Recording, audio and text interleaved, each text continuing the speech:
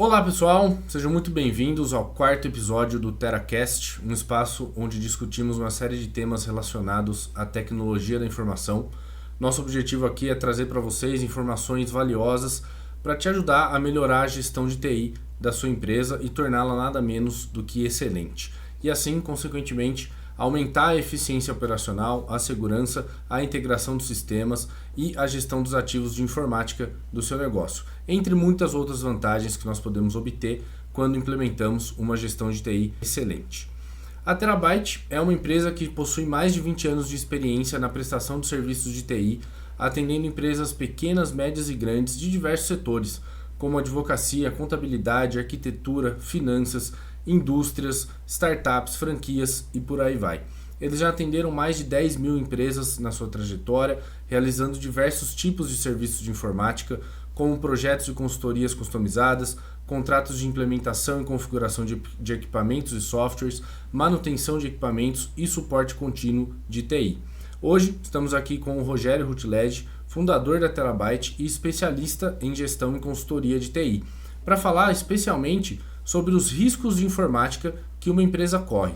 Esse com certeza é um tema que dá muito o que falar, pois invariavelmente toda empresa está exposta a uma série de riscos cibernéticos que podem comprometer seriamente a continuidade das suas operações, a segurança dos dados e a integridade dos seus sistemas.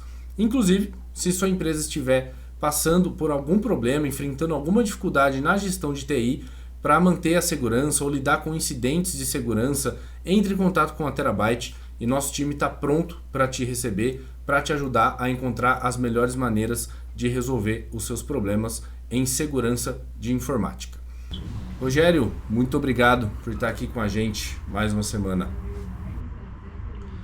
Obrigado a você, João. Eu acho que o tema de segurança ele é sempre muito bem-vindo, né? Então, como você mesmo falou, as empresas estão expostas aí a riscos que muitas vezes nem conhecem. Então acho que se a gente falar um pouquinho aqui, dar algumas ideias para que as pessoas tenham um pouco mais de noção desses riscos, eu acho que é sempre muito bem-vindo aí. Vamos lá, pode perguntar. Legal. Bom, para a gente começar então, quando a gente fala de riscos de segurança, né, riscos de informática, exatamente de quais tipos de riscos que nós estamos falando? Bom, legal, João. Primeiro, assim, a definição do risco, né, é a combinação entre a probabilidade daquele evento acontecer e a consequência de quando acontece aquele determinado evento ou incidente, que a gente pode dizer. Então, isso é desta maneira que a gente calcula o nível do risco. E aí você me perguntou o tipo de risco, né? A gente pode classificar tipo de risco como riscos técnicos, né? Ligados a vírus e algo do equipamento, riscos humanos, então as pessoas podem fornecer informações sem saber que estão fazendo isso. A gente pode falar de riscos físicos, como por exemplo furtos, que às vezes as pessoas nem pensam nessa possibilidade, mas um notebook de uma empresa pode ser furtado e ali dentro tem uma porção de informações valiosas, né?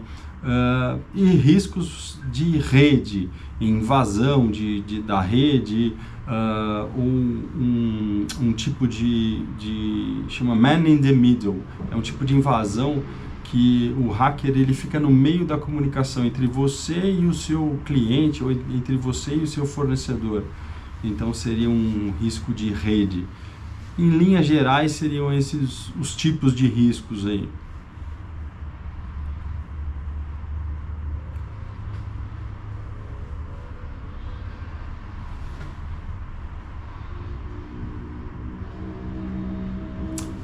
Bom, João, nos últimos tempos eu acho que todo mundo já ouviu falar de ransomware, né?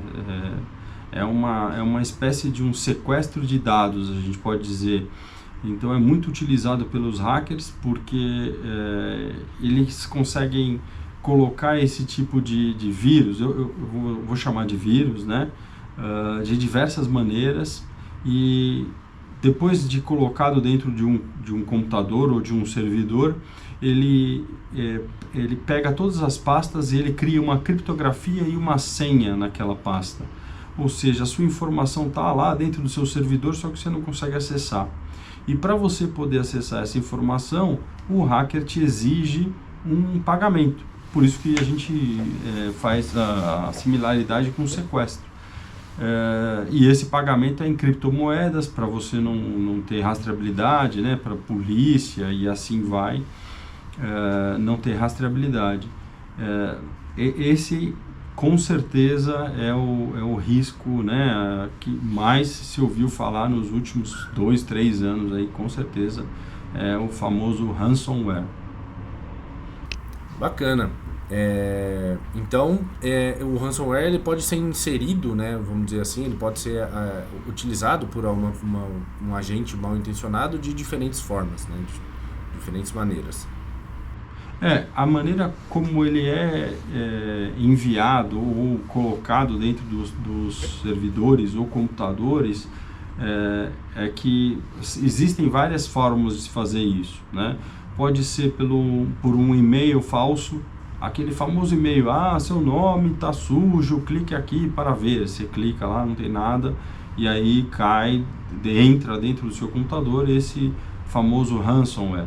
Ou um pendrive, isso é engraçado também, um pendrive esquecido em algum lugar, né, e você quer usar ele, é só você escrever proibido ou segredo. A primeira pessoa que pegar aquele pendrive, espetar num computador para ver o que tem lá dentro, vai levar para dentro do computador dele um ransomware. Esses são alguns tipos de infecção. Então infelizmente é muito fácil de invadir ou de ser colocado dentro dos computadores, né? Certo. E quais são as possíveis consequências, né, que uma empresa pode sofrer quando ela não toma as medidas adequadas para se proteger contra esses riscos? Vamos lá, algumas, né? Eu vou tentar elencar ali. A primeira é a interrupção dos serviços, né? Quando se tem um vírus, vou falar do ransomware, que para os servidores, logo a empresa muitas vezes para de funcionar, né? Tiveram casos famosos de empresas grandes, laboratórios, que ficaram sem poder atender, ou sem poder vender, ou sem poder entregar por causa do vírus. Então é um risco o risco não, né? A consequência é a interrupção do serviço. Logo em sequência a gente pensa nas perdas financeiras. Então obviamente se você parou de funcionar, você parou de receber, né? Então você tem aí problemas financeiros, né? Sem contar naquelas ainda que tem que pagar o tal do resgate para conseguir ver os arquivos de volta. Então seriam as perdas financeiras. Existem casos de perdas de dados, então o sujeito opta em não pagar e não tinha um backup adequado, então ele vai perder informação também, pode, né, perder informação.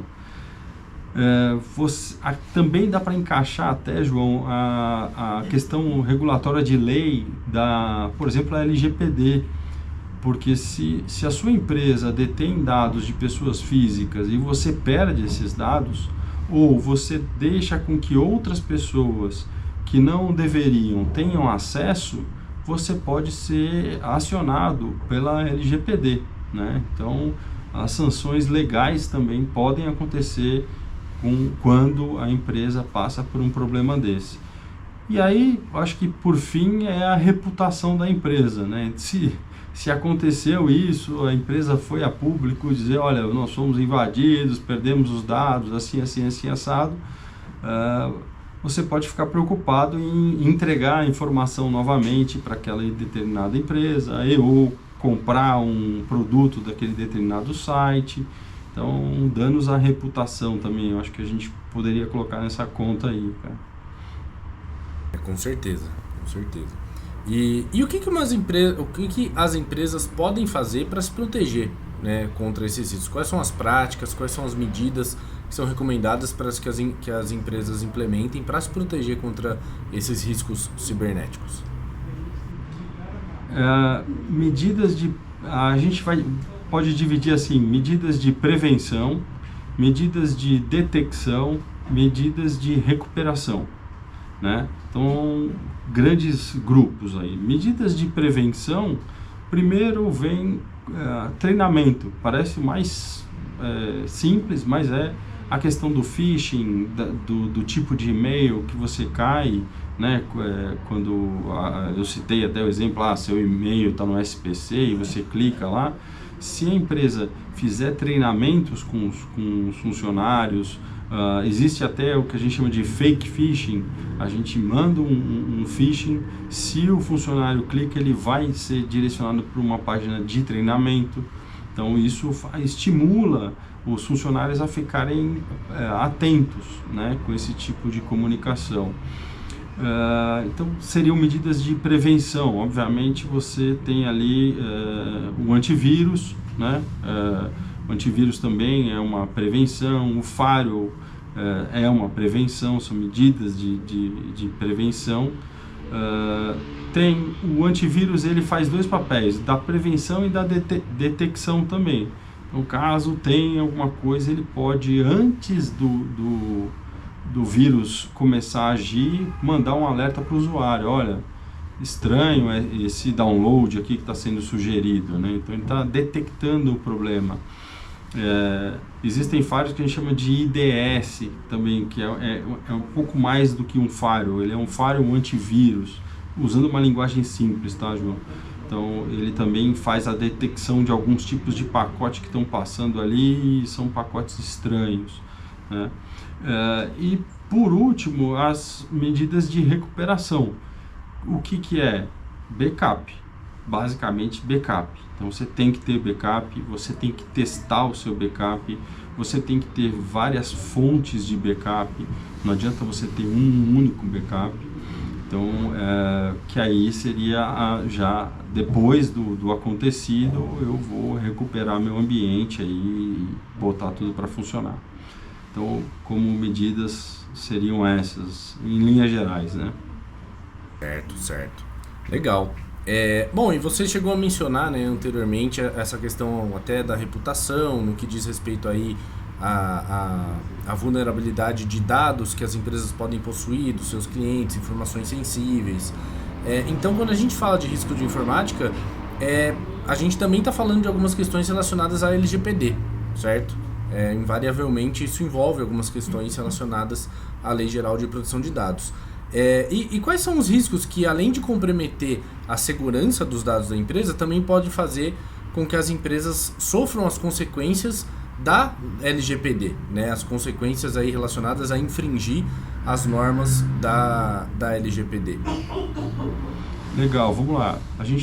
Normalmente, quando a gente fala assim da parte de segurança, a gente traça 3 pilares, que é a confidencialidade, a integridade e a disponibilidade.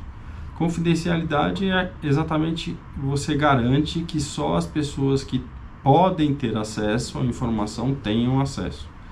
Integridade, você garante que aquela informação ela é exatamente idêntica, por exemplo, no transporte. Quando ela mandei o e-mail, ele chegou do outro lado do mesmo jeito. Ou eu salvei um arquivo, ele vai manter aquele arquivo do mesmo jeito. E disponibilidade é quando eu preciso da informação, a informação tem que estar ali disponível. Quando a gente fala da LGPD, basicamente a gente vai falar da confidencialidade. Então, se eu entrego a informação para um site de compras ou para um laboratório, que seria mais grave ainda, só as pessoas, médicos e responsáveis podem ter acesso àquela informação. Se um hacker entra e pega aquelas informações, eu feri a confidencialidade dos dados, né? Então já feri um dos princípios da segurança. E tem um outro que seria a disponibilidade. Então eu tenho direito de ter a minha informação disponível. Eu vou citar um outro exemplo para você. Uma empresa de contabilidade, ela é invadida e perde todos os dados de histórico de folha de pagamento dos seus clientes. E aí um funcionário desse cliente resolve se aposentar. Ele vai à empresa e fala, olha, eu preciso do meu histórico de pagamento. Ele fala, eu não tenho mais a informação. Eu perdi numa invasão de um hacker. Então você não tem mais disponível a informação. Você entregou aquela informação e você não tem ela mais disponível. Então, em linhas gerais, assim, como exemplo, seriam esses dois aí que as empresas podem sofrer sanções da lei de proteção de dados quando tem um incidente relacionado a vírus. Muito interessante.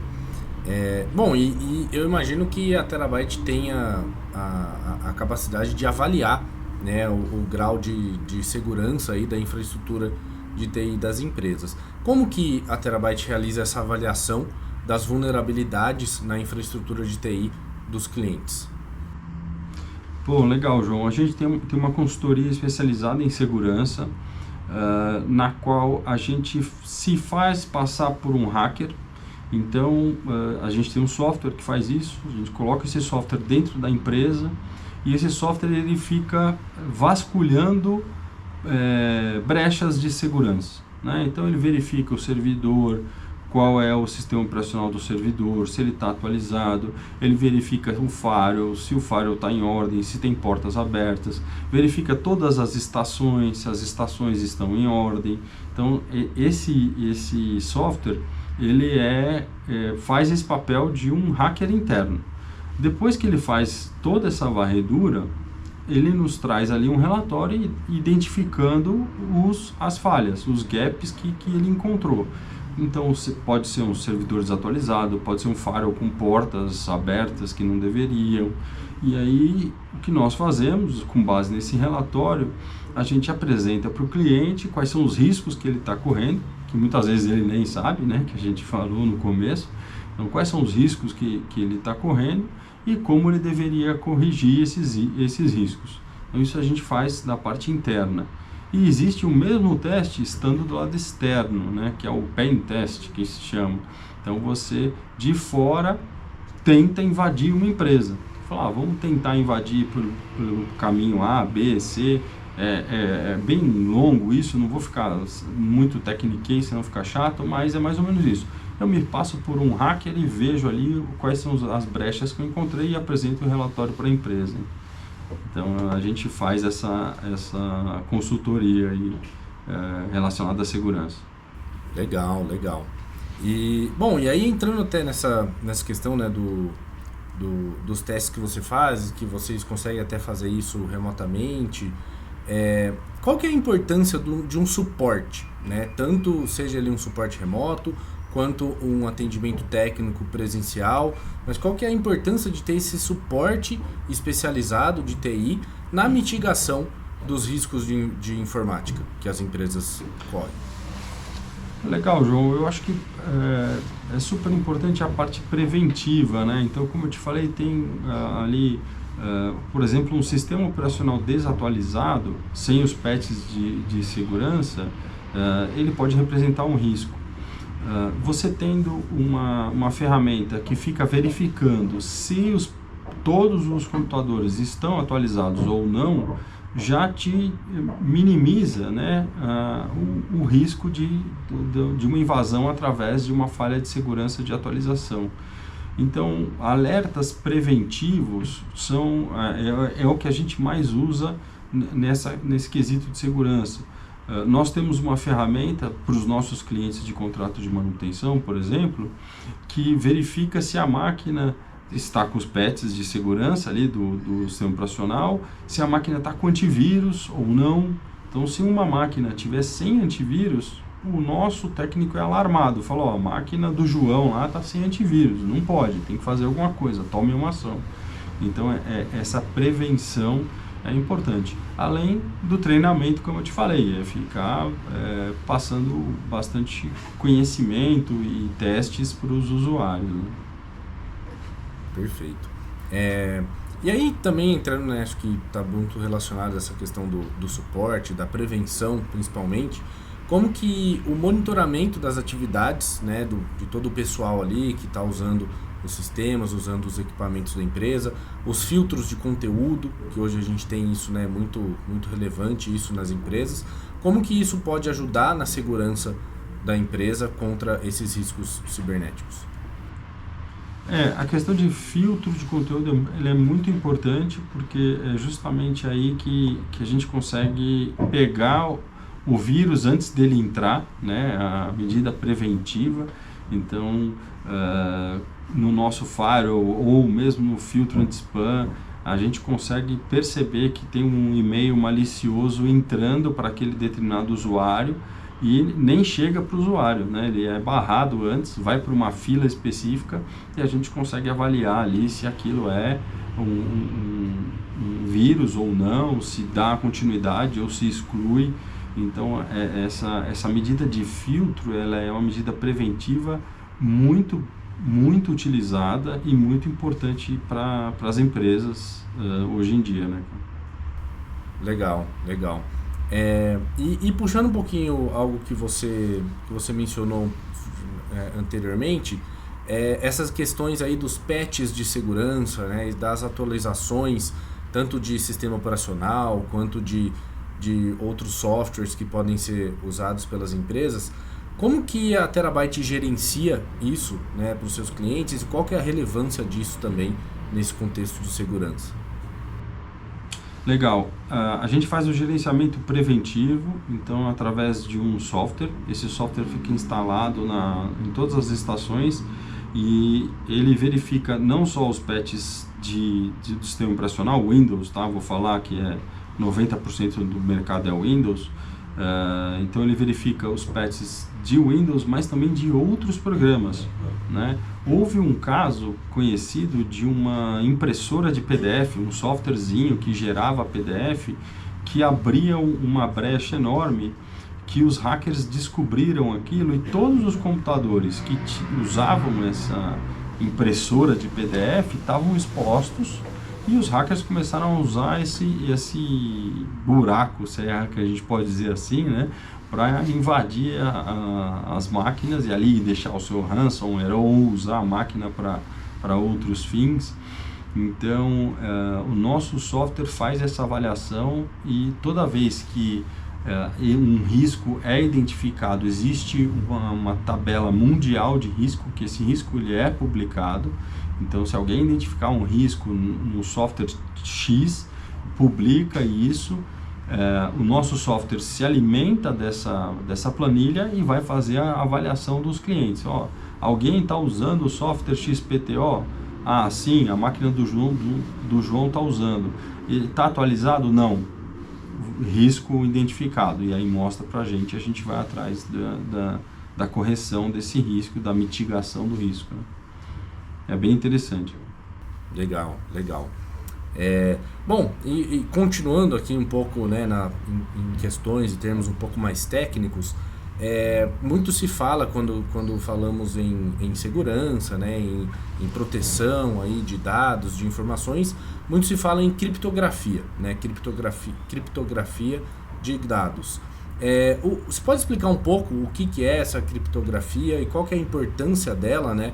E aí também entrando um pouco como que a Terabyte ajuda os clientes a implementar criptografia nos seus dados, nos seus sistemas? Legal, João.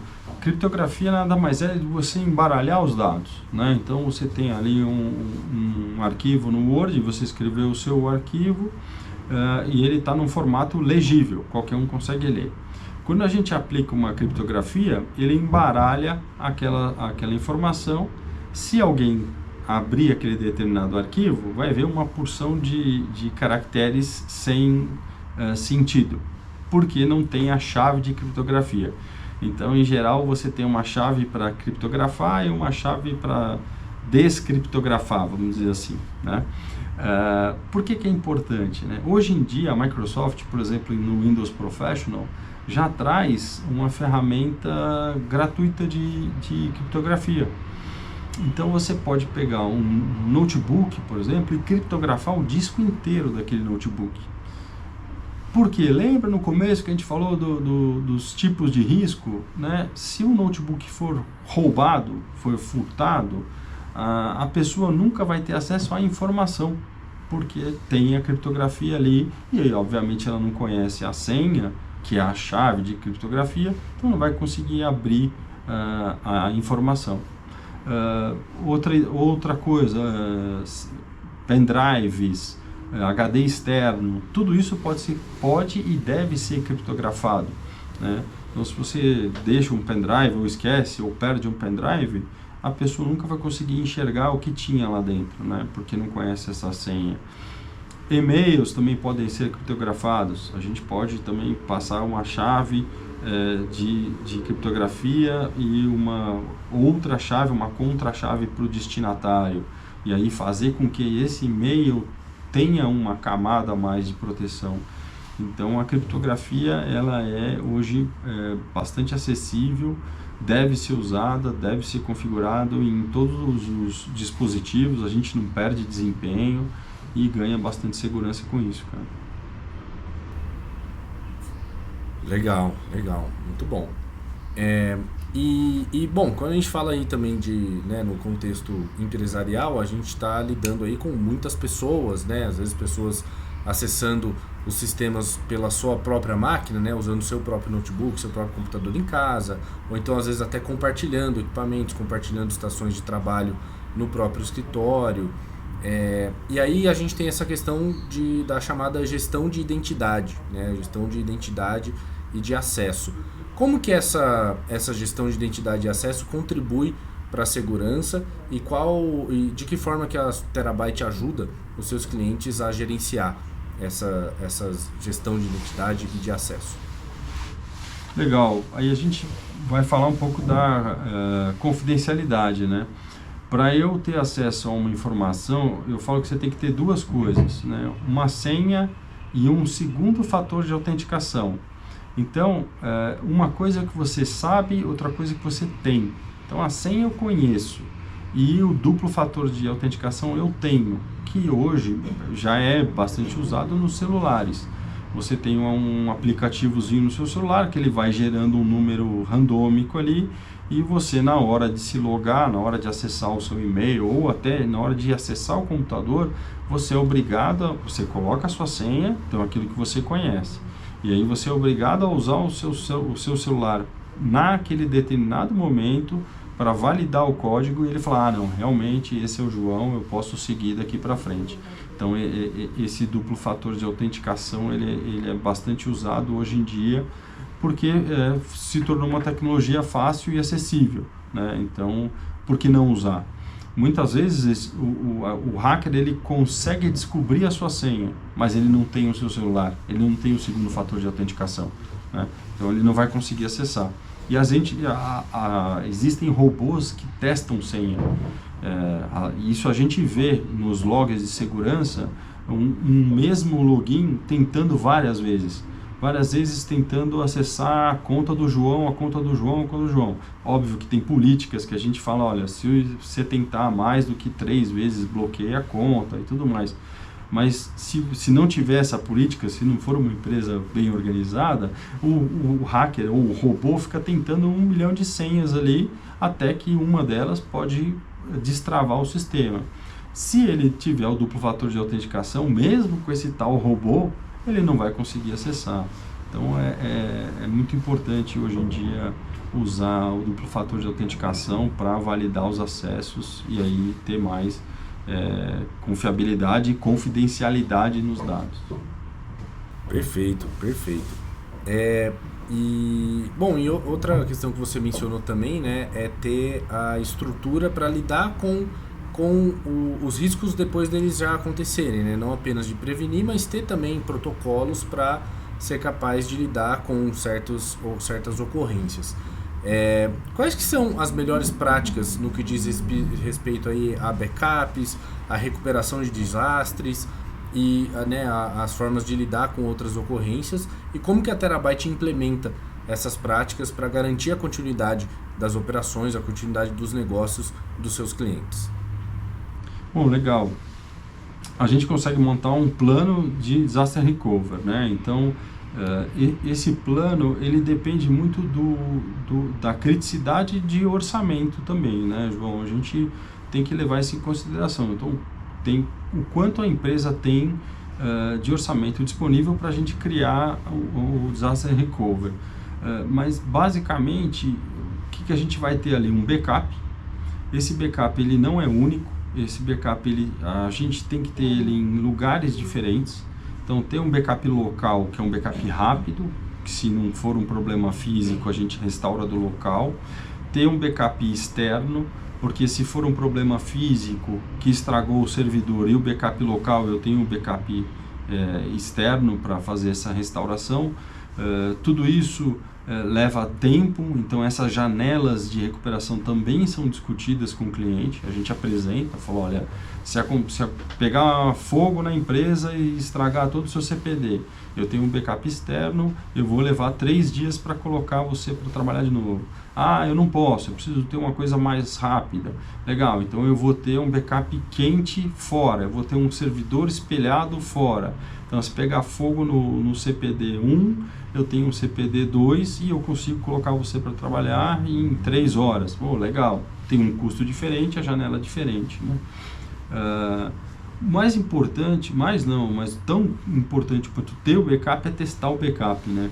A gente aprendeu aí ao longo desses anos que tem que se testar essas rotinas. Então faz a documentação, o fazer já implica em fazer os testes, mas a cada 6 meses tem que simular a falha e ver se está tudo em ordem, se não trocou um sistema, se o backup ainda comporta a quantidade de dados. Então fazer testes regulares é muito importante para manter a segurança, né, da empresa. Certo, muito legal. E outro ponto muito relevante, né, quando a gente está falando aí dos riscos de informática é a capacitação das pessoas, né, para lidarem com esses riscos. Qual que é realmente a importância do treinamento dos funcionários, do treinamento do pessoal em segurança da informação e que tipo de treinamento que a Terabyte pode oferecer para os seus clientes? Legal, treinamento eu diria para você, filtra 50% dos ataques facilmente. O tipo de treinamento é o tal do fake phishing que eu falei. Então a gente faz um e-mail tendo ali as informações, mesmo que o hacker faz, seu nome está no SPC, você tem 5.000 de crédito, clique aqui para ver e tal. E quando a pessoa clica, ela cai para uma página de treinamento e a gente vê também índices numéricos. Quantas pessoas caíram, qual departamento, por exemplo, que mais foi tendencioso a cair nesse fake phishing, e obviamente vai ali e dá um treinamento mais específico para aquelas pessoas ou aumenta o filtro. Então o treinamento ali vai nos dar balizadores, os KPIs, para eu aumentar o filtro lá que a gente comentou também, o filtro de entrada. Então se eu percebo que uma determinada área ela é mais permissiva, ela cai mais nesses golpes, eu aumento o filtro deles para evitar que eles acabem recebendo, né, deixando o vírus entrar na empresa. Legal. E nos casos em que uma empresa já sofreu algum desses ataques, né? Seja um ataque externo, algum erro interno, como que a Terabyte pode ajudar a minimizar os danos e restaurar a segurança? Boa, vamos lá. A primeira coisa que é mais importante, quando a gente chega num cenário que ele está ali numa emergência, numa crise, a primeira coisa é coletar as informações.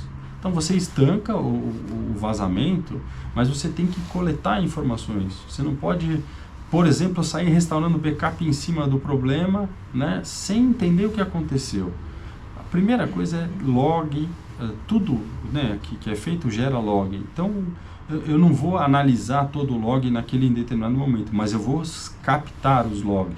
Então eu vou trazer essas informações para dentro do nosso laboratório.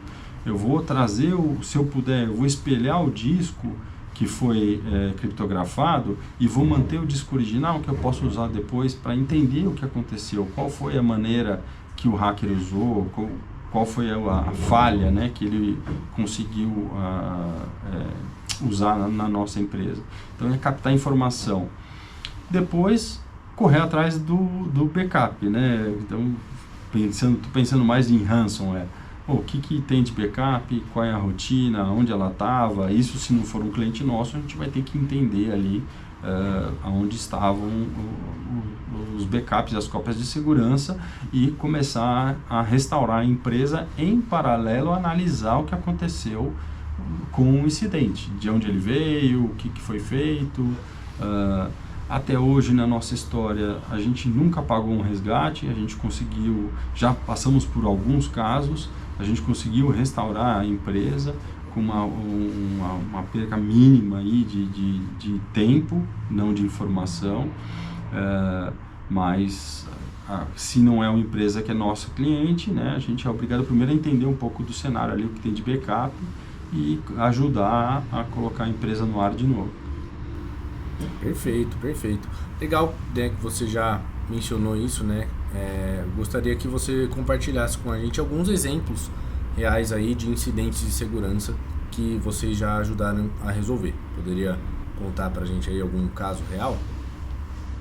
Claro, alguns casos, né? Eu acho que uma informação legal para ter é assim, esses ataques acontecem em geral no final de semana.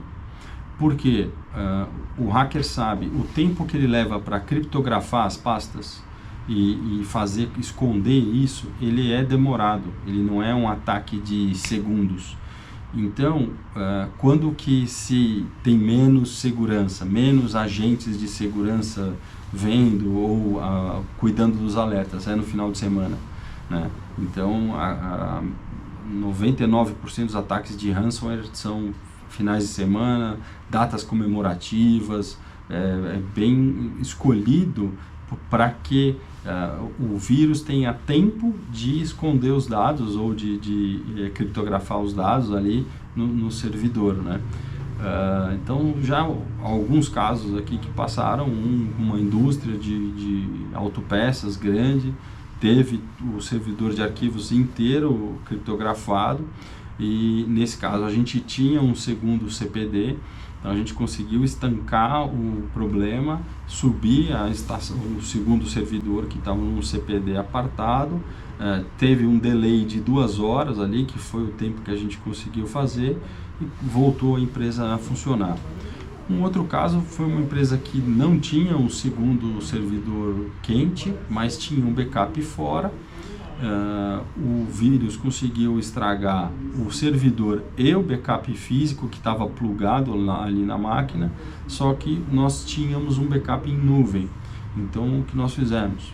Pegamos um outro servidor, fizemos todo o download dos dados dessa empresa para o novo servidor e colocamos a empresa para funcionar. Aí a gente teve um delay maior de 2 dias, né, se não falha a memória aí, para conseguir colocar todo mundo para trabalhar de novo, mas sem pagar resgate, né? Como eu te falei, a gente nos tem outros casos aí, mas a gente sempre recorre a esses tipos de segurança. Fora os milhões que a gente impediu de acontecer, né? Esses foram os que aconteceram. Exatamente. Muito legal. Né, uma coisa que eu acho muito interessante é que, além da segurança, né, além de implementar toda uma estrutura de segurança, todos esses protocolos de recuperação, um dos objetivos da Terabyte é também ajudar as empresas a reduzirem os custos, né, de certa forma aí, a ter a melhor estrutura de TI, ao mesmo tempo em que se equilibra ali os custos que estão relacionados a essa estrutura. Como que vocês conseguem equilibrar uma alta segurança com a eficiência de custos, né? Explica pra gente um pouquinho como que vocês conseguem atingir esse equilíbrio.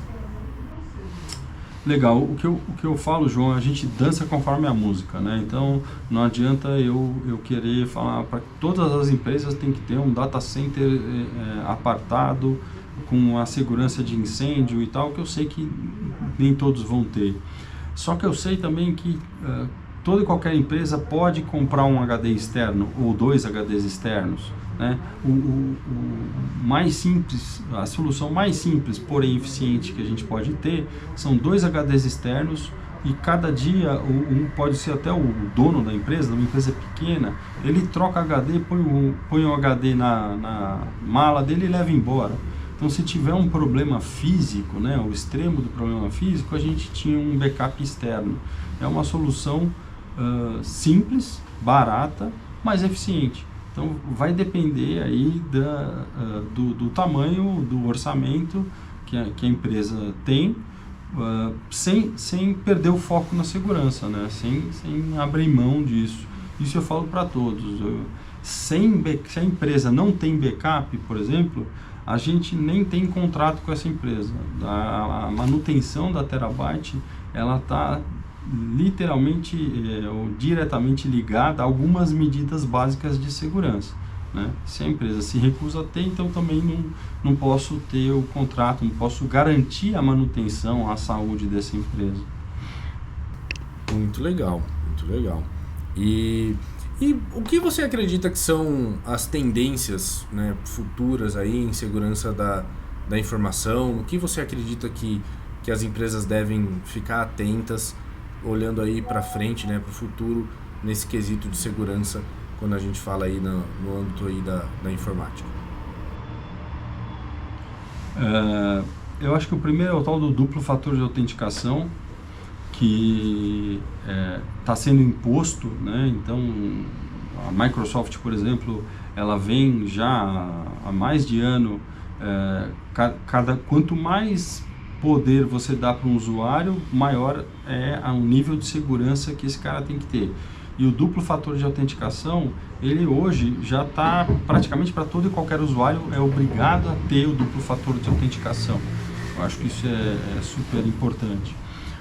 O que nós temos é o duplo fator de autenticação com biometria, né? Então você tem ali, por exemplo, a sua senha e o seu celular. Só que para você acessar o número do celular, você tem que colocar a sua digital. Então, já colocamos mais um incremento aí de segurança, né? Que seria a biometria. Com a inteligência artificial e até alguns golpes aí que a gente já ouviu, né? De pessoas se passando, porque hoje em dia você consegue se passar por outra pessoa, a voz e tudo mais. A gente está usando uma tecnologia, mas uma solução mais rudimentar, que seriam palavras secretas. Por incrível que pareça, João, algumas empresas já estão adotando isso. Antes de começar uma reunião, veiculada uma palavra secreta, que se a pessoa não souber aquela palavra secreta, ela não consegue, ou sabe-se que ali não é o Rogério que está falando, né? É uma outra inteligência, assim vale. Eu já vi também, não sei se é verdade, mas eu vi que se você passar a mão no rosto, né, rapidamente, esse fake, você descobre que a pessoa é fake, não é aquela pessoa. Então, é uma medida de segurança. Olha o que a gente tem que fazer hoje em dia, né? Tem que combinar a palavra secreta, passar a mão no rosto, usar algumas medidas de segurança. Não deixa de ser uma medida de segurança, né? Mas eu acho que vem por aí algumas coisas novas para a gente garantir que eu sou eu mesmo, sou eu que estou falando contigo e não é uma outra pessoa. Sim, sim. Realmente, né? Realmente, eu também já vi algumas pessoas publicando vídeos, né? Por exemplo, no LinkedIn, falando, não sou eu.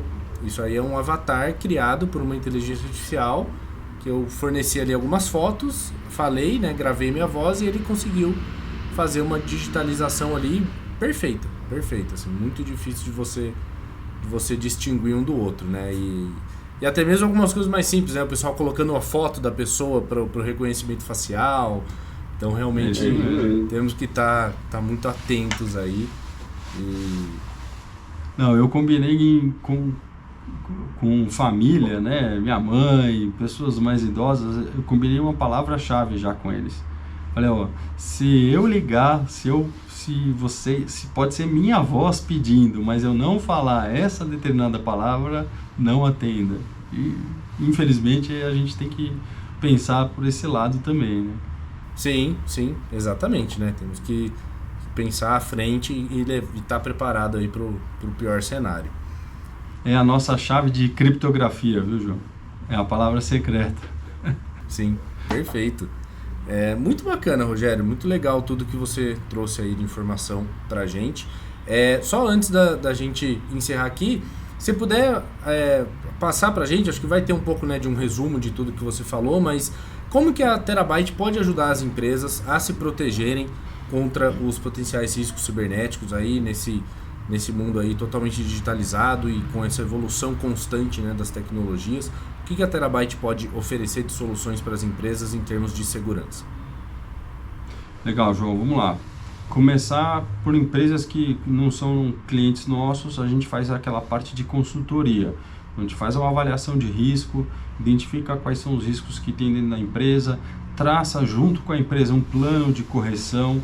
Também a gente sabe que às vezes a empresa não pode trocar o servidor para o próximo mês, mas ela conhece, a partir do nosso relatório, ela passa a conhecer um risco e planeja a troca daquele determinado servidor ou a melhoria de alguns equipamentos, a troca de um firewall. Então a gente faz essa consultoria, divide essa consultoria em blocos para conseguir se adequar à realidade da empresa e conseguir entregar ali sabendo agora dos riscos, né? Depois, o que nós fazemos? O nosso contrato de manutenção, que envolve essas medidas preventivas. Então, o tempo inteiro a gente está checando vulnerabilidade, patches de atualização, antivírus, se o firewall está em ordem, se não está em ordem. Isso tudo é feito através do nosso software de monitoramento, né, dos equipamentos que a gente cuida. E para as empresas que não são nossos clientes, mas tiveram um problema, a gente pode ajudar a recuperar a estrutura da empresa, fazendo uma avaliação do que aconteceu, identificando o que hoje tem, né, de medida de segurança. Então, quais são os backups, onde eles estão, quais eram as funções dos servidores e assim vale para conseguir voltar a empresa a funcionar. Então, a gente atende essas três frentes, né, uma consultoria, a manutenção e a recolocação da empresa em ordem. Eu acho que basicamente isso que a gente conseguiria fazer aí pelas empresas. Perfeito, perfeito, muito bom. Bom, Rogério, muito obrigado de novo por compartilhar aí o seu conhecimento, por dar todas essas explicações, todas essas informações aí sobre os riscos cibernéticos aos quais as empresas estão expostas. Com certeza isso aí ajuda o pessoal que está nos acompanhando a ter uma noção melhor da seriedade disso, né, da importância de ter medidas preventivas e medidas de ação no caso de alguma ocorrência e poderem, né, ter pelo menos uma noção para avaliar se suas empresas estão realmente seguras. Claro, como sempre, contem com o apoio da Terabyte para ajudar vocês a identificarem todos os possíveis gaps de segurança, a implementarem as medidas mais atualizadas e levarem o grau da segurança das suas empresas ao mais alto nível. Vocês podem encontrar a Terabyte no LinkedIn, basta pesquisar por Terabyte Consultoria em TI. Também podem encontrar nosso perfil no Instagram, terabyte.ti, e vocês podem acessar o site terabyte.com.br e lá vocês vão encontrar bastante detalhados todas as soluções que a gente tem, vão encontrar lá muitos exemplos do que a gente pode fazer pela sua empresa e também vão encontrar lá tudo que vocês precisam para entrar em contato com a nossa equipe. Podem ficar à vontade para nos contatar, o nosso time de especialistas está à disposição para conversar com você, para entender o seu contexto, para ajudar você a encontrar os melhores caminhos para levar a sua gestão de TI ao nível de excelência que ela merece. Muito obrigado por acompanhar a gente aqui em mais um episódio e nos vemos na semana que vem. Rogério, muito obrigado. Uma palavrinha aí para os nossos espectadores e ouvintes. Valeu, João. Obrigado a você, cara. Eu gosto bastante de falar de segurança. Eu acho que cabe para todo mundo tem que ter essa preocupação. Se tivesse que deixar uma frase assim, só o backup salva. Então foca no backup, vamos organizar aí. Valeu, João. Perfeito. Obrigado, Rogério. Tchau, tchau, pessoal. Tchau, tchau.